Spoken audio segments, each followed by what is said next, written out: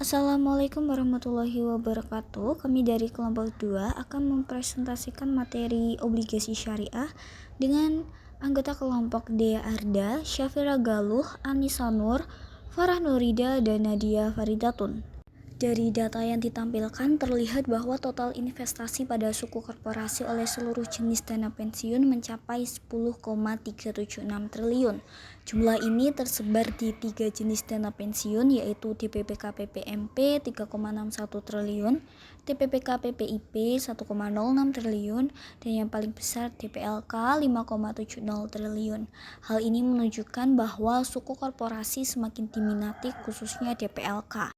Hal ini juga mencerminkan adanya peningkatan kesadaran terhadap investasi berbasis syariah yang dianggap lebih sesuai dengan prinsip-prinsip etis dan nilai-nilai keuangan Islam. Selanjutnya adalah pengertian obligasi syariah. Menurut Fatwa Dewan Syariah Nasional Nomor 32 DSN MUI Nomor 9 Tahun 2002 tentang obligasi syariah adalah surat berharga berjangka panjang berdasarkan prinsip syariah yang dikeluarkan emiten kepada pemegang obligasi syariah tersebut berupa bagi hasil atau margin atau fee serta membayar kembali dana obligasi pada saat jatuh tempo. Kemudian asas obligasi syariah.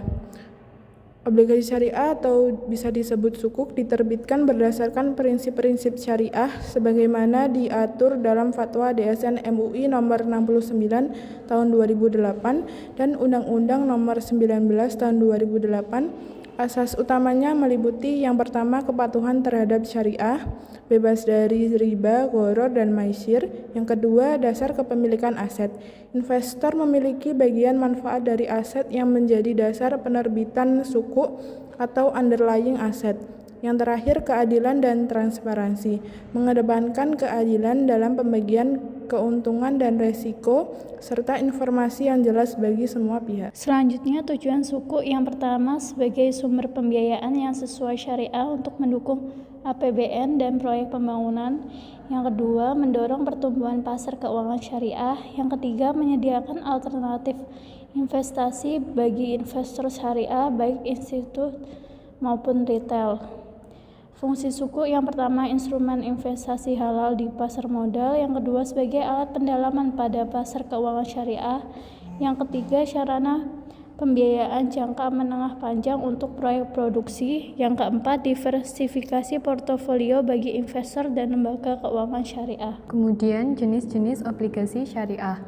Yang pertama, suku ijaroh. Berdasarkan akad sewa, investor menerima imbalan sewa dari aset yang disewakan. Contoh, suku negara retail atau sukri. Kedua, suku mudharobah.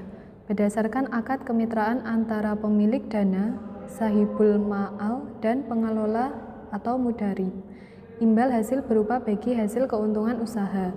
Ketiga, suku musyarakah. Berdasarkan akad kerjasama usaha atau joint venture.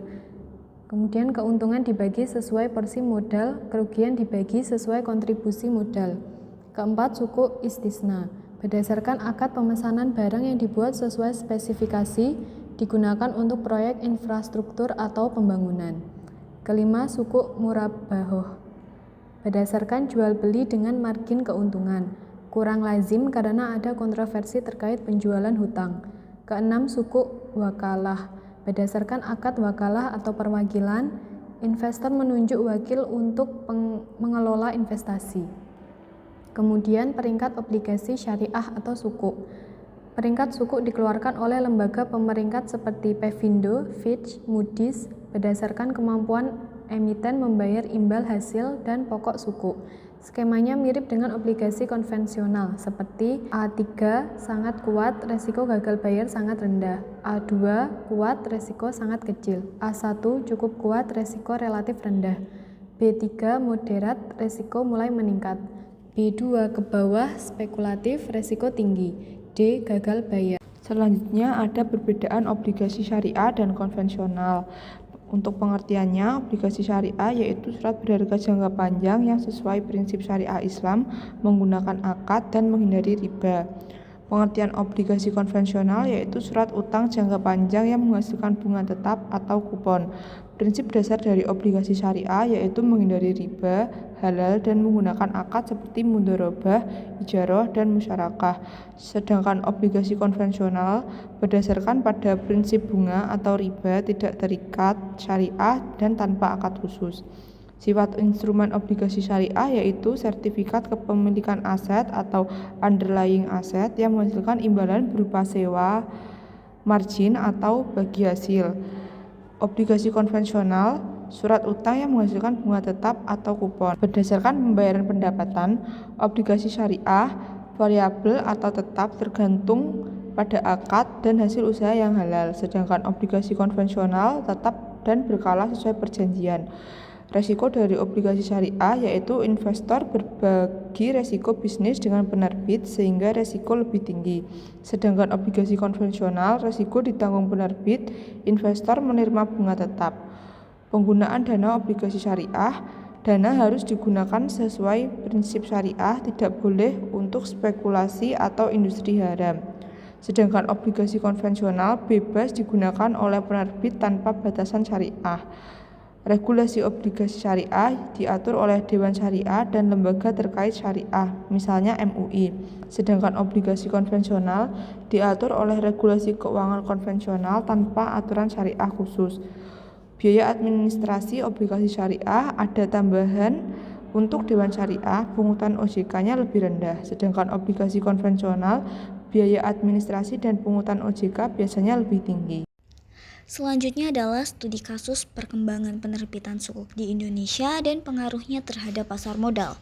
Pada awalnya, pasar obligasi syariah di Indonesia mulai berkembang sejak perusahaan pertama kali menerbitkan sukuk pada tahun 2002, seperti PT Indosat Tbk yang menggunakan akad mudharabah untuk mendapatkan dana sebesar 175 miliar rupiah. Seiring waktu, nilai penerbitan sukuk mengalami peningkatan yang signifikan dengan akumulasi hampir mencapai 50 triliun pada tahun 2019. Hal ini menunjukkan pertumbuhan pasar yang pesat. Dari hasil penelitian juga mengungkapkan bahwa nilai penerbitan sukuk memiliki pengaruh positif dan signifikan terhadap return saham. Sedangkan rating sukuk tidak selalu berpengaruh signifikan tergantung analisisnya. Sekian dari kelompok kami, apabila ada kurang lebihnya mohon maaf. Wassalamualaikum warahmatullahi wabarakatuh.